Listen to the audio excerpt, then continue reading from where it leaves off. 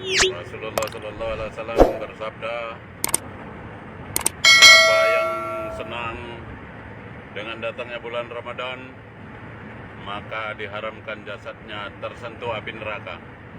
Bahagia yang bagaimana? Tentu bahagia mengerjakan amal-amal soleh, amal ibadah yang dikerjakan oleh baginda Rasulullah Sallallahu Alaihi Wasallam. Salah satunya yang selalu dikerjakan oleh Rasulullah adalah berinteraksi dengan Al-Quran.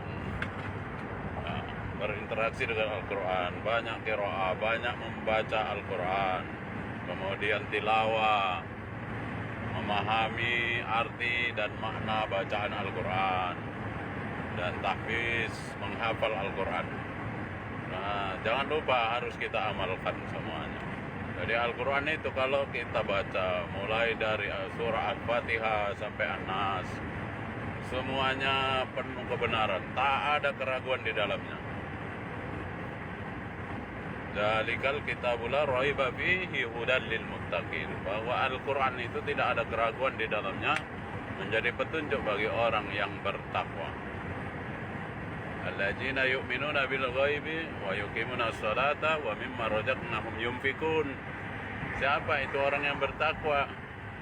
Orang yang bertakwa itu adalah orang yang percaya kepada yang gaib. Kemudian dia dirikan sholat dan dia infakkan rezeki yang dia terima dari Allah Subhanahu wa taala. Jadi untuk menggapai takwa itu tidak mudah, semuanya berproses. Jadi kita harus meningkatkan agar kita bisa disebut hamba Allah yang bahagia dengan datangnya bulan Ramadan. Nah, itu melaksanakan punggahan, munggah, naik. Jadi kita tingkatkan, kita naikkan keimanan dan ketakwaan kita kepada Allah Subhanahu wa taala. Ya, dengan memperbanyak amal soleh.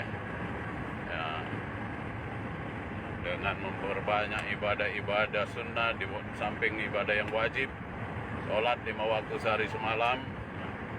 Jadi yang pertama tadi berinteraksi dengan Al-Quran, lalu yang kedua melaksanakan sholat 5 waktu sehari semalam ditambah sholat-sholat sunnah, baik sholat rawatib, sholat tahajud, sholat duha, dan banyak lagi sholat-sholat sunnah lainnya. Kemudian yang ketiga banyak infak, banyak bersedekah. Ya, sedekah akan dibalas Allah berlipat ganda, 700 kali lipat.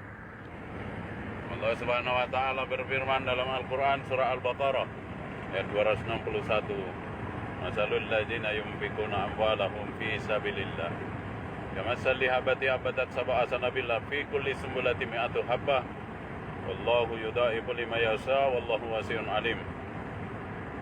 Perumpamaan orang yang menafkahkan hartanya di jalan yang diridhai Allah seperti menanam 1 biji menghasilkan 7 cabang, dan masing-masing cabang menghasilkan 100 buah, berarti 7 kali 100, 700. Itulah balasan terhadap siapapun yang Allah kehendaki. Kalau Allah nggak berkehendak, nggak bisa. Wallahu yudha'ifu liman yasha wallahu wasi'un alim. Sebenarnya Allah Maha mengetahui atas apa yang kita kerjakan, dari atas apa yang kita infakkan, atas apa yang kita sedekahkan. Jadi kita niatnya ikhlas atau niatnya karena riya. Jadi kalau kita bersedekah karena riya, maka Allah akan hilangkan semua pahala sedekah kita. Dan itu Allah sudah jelaskan dalam surat Al-Baqarah ayat 264. Ya ayyuhalladzina amanu la tubtilu shadaqatikum bil mani wal adha kalladzi yunfiqu malahu ria'an nasi wa la yu'minu billahi wal yaumil akhir. Hai orang yang beriman, janganlah engkau merusak sedekahmu dengan menyebut-nyebutnya dan menyakiti hati si penerima. Kamu sama saja seperti orang yang ria atau pamer, dan kamu tidak percaya kepada Allah dan hari akhir. Saudara-saudaraku yang berbahagia, sungguhnya hidup kita ini hanyalah sementara di dunia.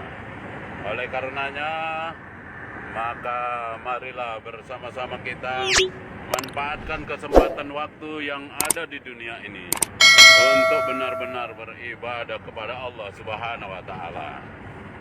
Nah, 7 alam ini harus kita lalui, saudaraku. Nah, tidak bisa tidak. 2 alam sudah kita lalui. Hidup ini harus kita lalui 7 alam.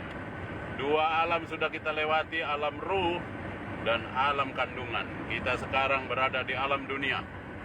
Pada saat kita berada di alam ruh, semua ruh-ruh kita ini dikumpulkan Allah. Kemudian Allah bertanya, itu di dalam surat Al-A'raf ayat 172. Apa kata Allah? Alastu bi rabbikum. Benarkah aku ini Tuhanmu? Semua ruh kita menjawab, qalu bala sahidna. Benar wahai Allah, Engkau adalah Tuhan kami. Kenapa itu dilakukan Allah? Supaya tidak ada lagi alasan nanti di hari yaumil hisab kita tidak diingatkan, padahal kita sesungguhnya sudah diingatkan. Maka dalam surah Al-Jariyat ayat 56, wa ma khalaqtul jinna wal insa illa liya'budun. Sesungguhnya tidak akan aku ciptakan jin dan manusia kecuali untuk menyembah kepadaku, kata Allah.